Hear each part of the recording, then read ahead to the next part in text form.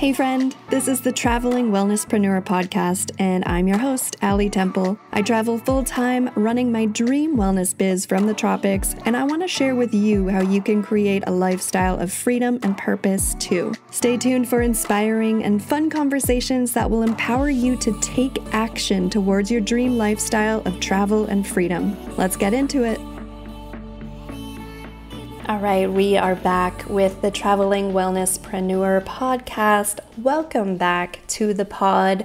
Now, today I'm going to be sharing a recent conversation with Marchela Georgieva, who is a location-independent business owner. She's a digital nomad, and she is a tax specialist. And I know so many of us who are traveling full-time or considering traveling, and we are business owners, we are entrepreneurs, we are digital nomads. We need people like Marchela to help us out and help us understand all of the things tax related that is certainly not my expertise. So in this conversation, Marchela shares some really interesting, some really practical advice for those of you who are already traveling and wondering what to do about your taxes, or anyone who is considering a location-independent lifestyle and just wants to learn where to start with taxes. Now, before we get to that conversation,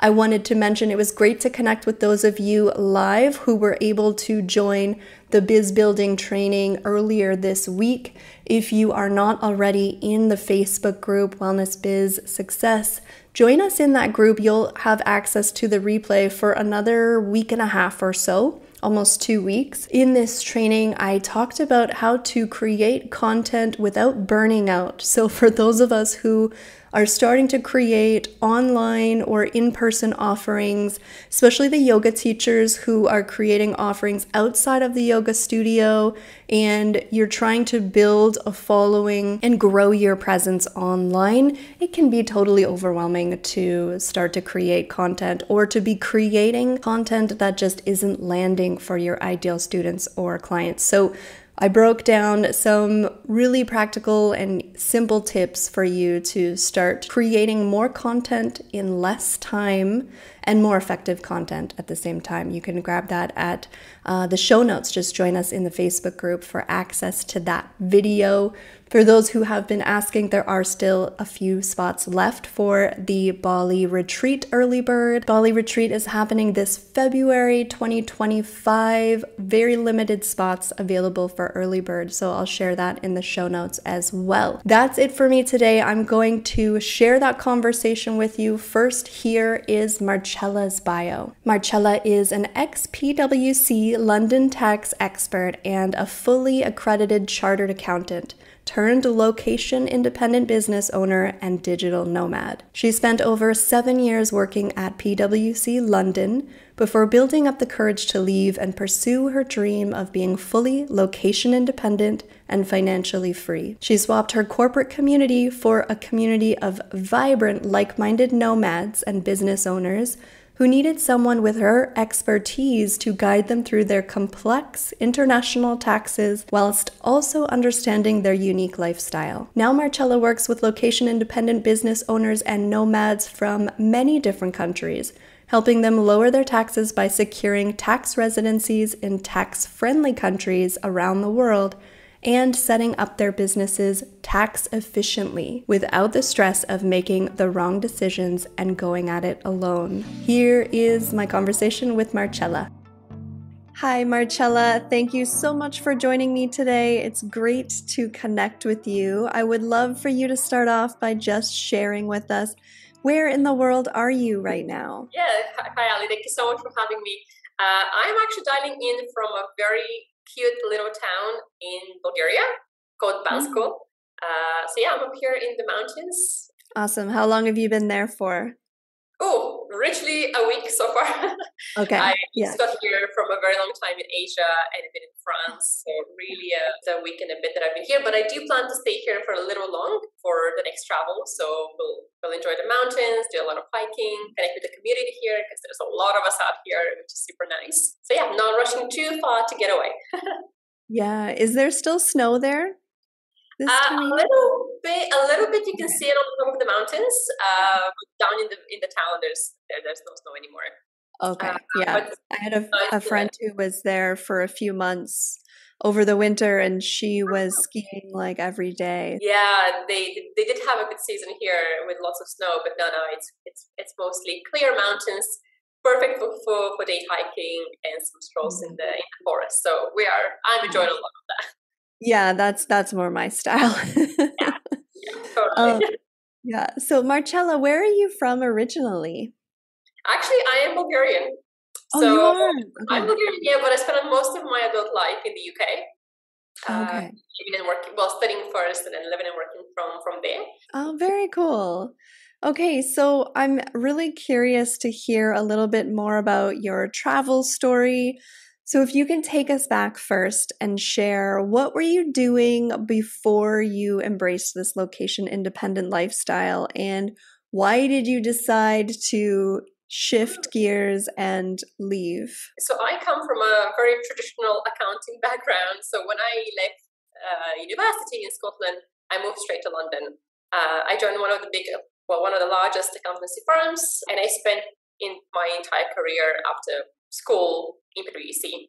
So I spent about 8.5 years with them, and 3 years, no, 2.5 years before I actually decided to leave, I took a bit of time away to travel. So coming from uni and then straight into the big four into a big four firm, I had literally no time to just enjoy life. So because we had so many exams with the chartered accountancy qualification, so it was really quite nonstop since I joined uni really. So I took that time away to just take a breather and actually have an extended period of time where I could just go and travel. And had this really big passion to just go out and see Asia, and not just on a little trip.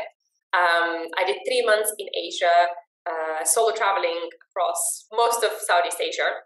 And then when I came back, that traditional sort of 9 to 5, Monday to Friday, was feeling a little bit, I don't know, strange to come back to after all these months of real full adventure. And I met so many incredible people kind of working remotely.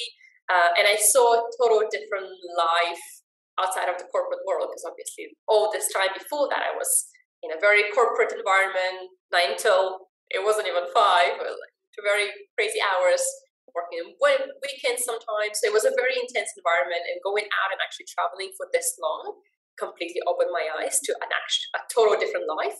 So when I got back, I didn't leave straight away, because I did actually enjoy my job as a tax advisor in PwC quite a lot, working for really, really high profile clients. It was a very fun job to have.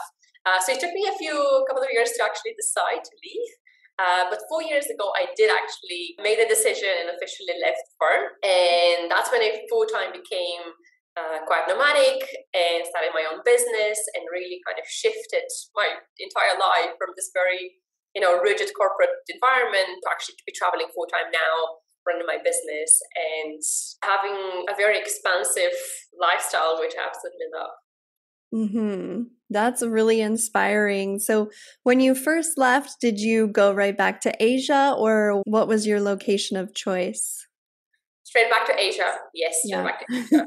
I loved it. And I was supposed to go to South America shortly after, but then COVID happened, so that kind of, changed plans. And I haven't actually been ever since to South America, but that is the plan. But Asia and Europe are where I spend most of my time these days. Well, and since I left. Yeah. And do you have one location that's kind of been your standout favorite? Definitely, especially in their own ways. But I do seem to be coming back a lot to Chiang Mai in Thailand. Mm. South of Thailand as well. I spent quite a bit of time around the Ao Nang area, even though it's not very popular for nomads. I do love that area a lot. Bali, I keep on going back to, of course. Yeah. Definitely love the community and the vibe there. And Bansko, actually, when I left Bulgaria, I had not really had much time to explore the country because I left when I was very young. And since I discovered Bansko, I've been coming back here because I found this very good balance of productivity, the mountain, but also the community. So I do keep on coming back here a lot as well. Great. And how long do you generally stay in one area? Has it really varied for you over the years, or do you have kind of one set plan where it's a month or 3 months or anything like that? Yeah, it actually changes. At the beginning, it was very much like every single month I was changing location, sometimes a couple of months. But now that I've had a few years of doing that, I do see myself slowing down and Yeah. needing to reconnect. And maybe even that's why I keep on going back to the same places for a time of the year, because it does give me that opportunity to find myself grounded, to reconnect with the same Yeah. people. So I do spend more and more time now in a location. I mean, now that I'm here in Bansko, I'll definitely spend quite a bit of time. The longest I've spent in a place, even over the last 8 months, actually, was just 2 months, which is not as long as I would have liked, actually. So yeah, I think that going forward, for sure, I'll be a little bit of a slower traveler. There are definitely things that take a little bit of a step back with a constant change of location, or at least for me, that has been the case. Yeah. Yeah. Slowing down is proving to be beneficial. Yeah. It's funny you get to that point after a while. I'm about 4 years in as well. And I think last year I was moving around way too much. And now it's like I just need some time to chill and be in one spot for a while. And especially when you're juggling your own business as you are and traveling at the same time, like that's just a whole other layer. It's not like you're on vacation and just doing vacation things all the time. It's a fine line of setting boundaries and making sure you're still able to enjoy yourself in these amazing locations, but also focusing on growing and running a successful business. So I totally hear you on that. So your business, you're focusing on helping digital nomads and traveling entrepreneurs with their taxes and save on taxes. And I know that for myself and for many of us out there, taxes can feel like such an overwhelming topic.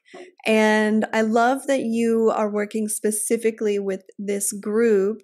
And I'm curious, from your experience, can you share some of the biggest mistakes that you've seen traveling entrepreneurs make, or that you know that they need to avoid if they want to specifically pay less for their taxes? No, it definitely has been an interesting transition for me, going from the sort of traditional clients that I work with our community, because we're so unique in our lifestyle and our view of life and what we want out of our lifestyle. And that obviously impacts taxes quite a lot. And what I see actually, a lot of the people that I talk to, a lot of the clients that I work with, is that they make that really grand decision of becoming nomads, setting up their business, and then they kind of pack their bags and they go on their big adventure.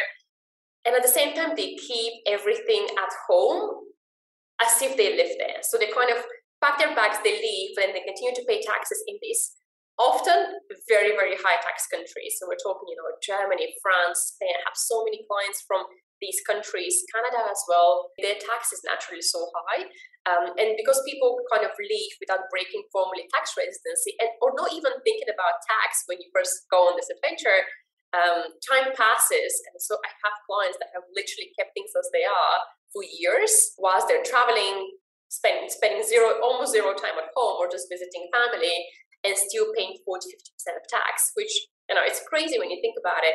And so many people that I work with now, and in the past, they've kind of been quite shocked by this reflection of actually seeing how much they've paid to the government without even technically being required to pay the tax, because they haven't spent the time, they haven't continued to rent a home there, without having that legal requirement to be taxed there. And that is kind of the biggest thing that I see a lot of the people in our community make. And obviously there is a massive opportunity to change things and to formally break tax residency in one of these high tax countries where people come from, and to then use our lifestyle to explore options, because with our geographical flexibility, we have so many options of places that we can move our tax residency, where it's so much better for our taxes, for our lifestyle, cost of living as well. And that is what I spend most of my time helping clients do.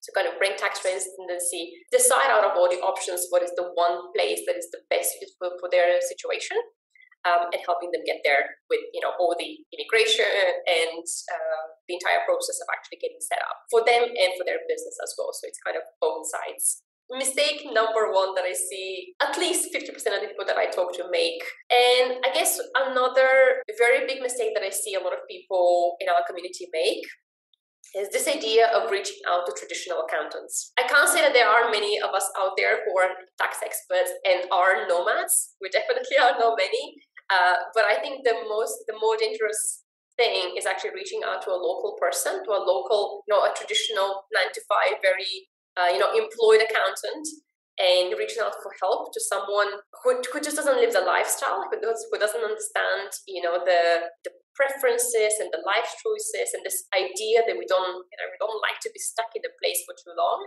And often traditional accountants, and I mean, I've been one of them, right? So I know the sort of list of options that they work with. And I was lucky that I was working actually with international taxes. So I did have the international aspect of a tax situation, but most traditional accountants, they only work with local tax law. And so it's very hard for someone, say a local accountant, I don't know, let's say Greece, for example, to be able to comment on an international situation, which is the situation of a nomad, changing locations all the time. And so I do see people reaching out to traditional accountants and just not being able to get an adequate answer, just because they're not reaching out to the right professional who's actually in the position to help from an international tax perspective. That is one that I see happening very, very often. And that's why actually I try to jump on episodes like this, because I do appreciate that there's not many of us out there. And it is not easy to find that professional who actually can help from an international tax, but also nomad perspective. And I would say that something that comes up quite often when I talk to people is that they genuinely spend sometimes even hundreds of hours on solo researching, posting queries on Reddit or Facebook or whatever other groups with this need to find answer to their problem. And I've honestly talked to so many people who have come back to me like massively overwhelmed, so stressed out, and genuinely fearful of their tax situation, because they've reached out to so many people and so many resources and blog posts and YouTube videos or whatever. They just become overwhelmed by the amount of different answers that they get. Most of us are entrepreneurs, right? So we want to know a lot before you make a decision, and I totally get that. But when it comes to taxes, I have definitely seen people burning out by trying to figure it out on their own. And so I definitely feel like that is an area where I wouldn't say the least the better, definitely not. But, being strategic as to who you ask your questions to, it's a good thing to do if you want to protect yourself from burnout, just out of overload. Because I have seen people really really traumatized by the topic, because they just get too many different answers and too much information that they can't make sense of in their personal circumstances. You go on Facebook groups and as soon as you type tax, somebody had sent me a screenshot of a question that was asked in one of the groups, and that question had literally gotten over 300 comments, and I was just blown away, because I actually don't spend much time on these groups, but I was just blown away by the amount of advice that people give on a tax question, and the amount of answers that the person who did ask the question would have to go through and make sense of, to move forward. I definitely advise people against spending too much time and energy into this kind of generic, information find. So in terms of mistakes, I think another very, very important one is this idea around the 183-day rule. I hear so many people in our community just say, I haven't spent, 183 days here and there, so I have no taxes to pay, and, it's off my worries, I don't have to deal with it. And I honestly wish that it was as simple as that, because it would have made my life so much easier. Yeah. But unfortunately, it's actually not as clear-cut as that. And actually, countries have very different residency requirements. There are countries that have 180-day rule as opposed to 183-day rule. Some countries don't even care about the days at all. They care about so many other things, like this concept around center of vital interest. They look at whether you have, a permanent abode somewhere in their territory. It's actually quite multifaceted, and looking into, just the day count can be really tricky. And it has tripped people up in triggering tax residents in countries where they actually don't want to be tax resident. And so I definitely would encourage people to, whenever they travel, to research the local country's tax residency rules, because the 183-day rule definitely doesn't apply to every country. It is common for sure, but it usually is only one of the few rules that countries have to qualify you as a resident or as a non-resident. Another thing that I would mention is also the accuracy of what's on the internet. The internet is obviously, a magical, beautiful place, right? And definitely, we just spend a lot of time looking for information. Unfortunately, when it comes to tax, there's a ton of information out there that is just not accurate. And so whenever, people spend a lot of time researching, the danger of that I see is that oftentimes you can actually stumble upon information that is not true or is not updated. The beauty of this work for me, because I actually enjoy, having a job that changes all the time, is that tax rules honestly change so frequently. And until you really dig into the legislation, or you talk to a local accountant who stays up to date with the local legislation changes, it's really hard to know whether what you're reading is actually 100% true. I have seen this in many instances where people have jumped into making a decision to go to country X, believing that a regime was still in place, to just kind of find out that actually it no longer applies. And it can be a major waste of energy and money if you do decide to go with information that is not proof, triple checked to make sure that it really is correct. Yeah, that's an important one. And it's always a good reminder to not believe everything that you see and read online. I like that you brought up the Facebook groups as well, because depending on, I think, what you're looking for those of us who are the traveling nomads, they can be useful. But when it comes to that professional advice around topics that are so important, like taxes, don't just believe everything that anyone throws into the thread. And it's important to make sure that you're getting the right information. So you talked a little bit about how some of the tax rules are generally the same from country to country, but not all of them.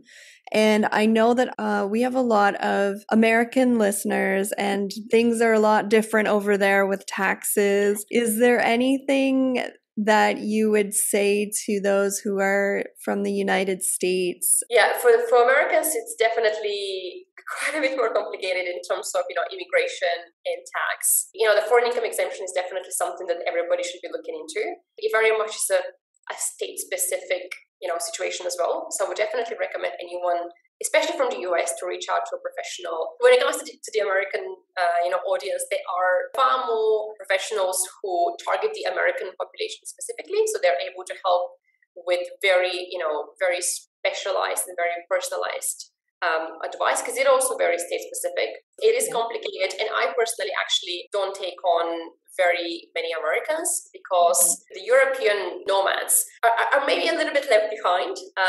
So definitely I focus mostly on the European nomads and location independent business owners. Of course, I have some Americans, some Canadians, some Australians, but for sure looking into immigration would definitely be the one thing that I would make them aware to research quite a bit more, because depending on where they go, immigration definitely is the one thing that can take a long time.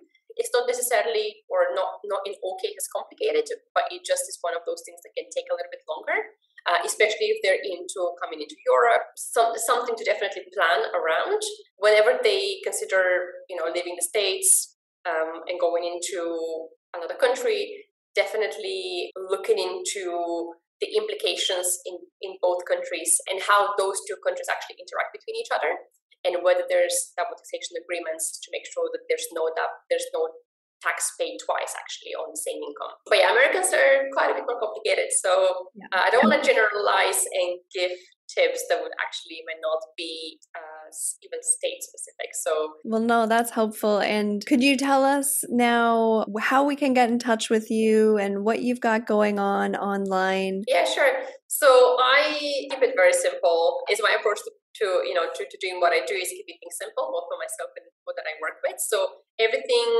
that I post and the way that people reach out to me is through Instagram. Marchela, my first name, and then it's Marchela Georgieva on Instagram. It's the main place that I post, and it's the way that people would reach out to me the easiest and fastest.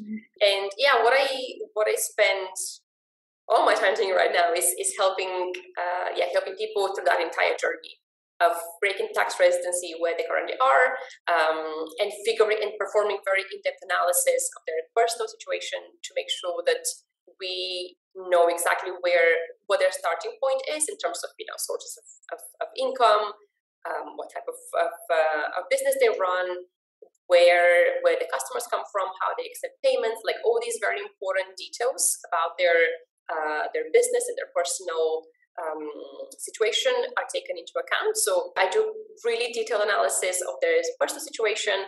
It usually takes about 3 months for the whole process to be done. So it really entails just a couple of calls, and then I take all the information and perform very in-depth analysis, reaching out to local partners where needed to make sure that everything is kept to date. I brief them on all the analysis and all my recommendations based on their preferences in terms of lifestyle, taxes, location, cost of living, and all those things. And then I help them implement everything. That's amazing. It sounds very in-depth. And simple at the same time, which is a great combination. So we'll be sure to link your Instagram in the show notes. So everyone check out Marchela's Instagram to learn more. And before we go, Marchela, I'm curious. I know you've mentioned you're going to be in Bulgaria for a longer amount of time. Do you have a plan for after Bulgaria where you will go next? Or are you just more kind of focusing on the present and just getting grounded right where you are? Yeah, I have not booked any flights yet, but I definitely want to go to Mexico. So that will be that will most likely be my next location. No flights booked yet, purposefully, because a lot of things actually happen in Mexico, being the small town that it is, and we do meet quite a lot, and I do meet quite a lot of people. So I do want to keep myself grounded, and probably I'll be here for a few months and then fly off to Mexico. Awesome. It's time to explore that part of the world, because when I last went there, COVID kind of ruined my plan because I was in Peru and then I had to get an emergency flight back. So definitely time to go back and explore. Very cool. Thank you so much for your time, Marchela. It's been really great to hear from a professional like you who is also a nomad and living your dream with your business, traveling the world. Yeah, thank you so much for having me on the podcast. It was a pleasure. Thank you. Take care. That's it for now. Thanks so much for joining me, and until next time, let's stay connected. Follow me on Instagram at Ali Temple Yoga. Join us in the Traveling Wellnesspreneurs Facebook group. And if you enjoyed this episode, please take a minute to subscribe, rate, and review the podcast. See you next time.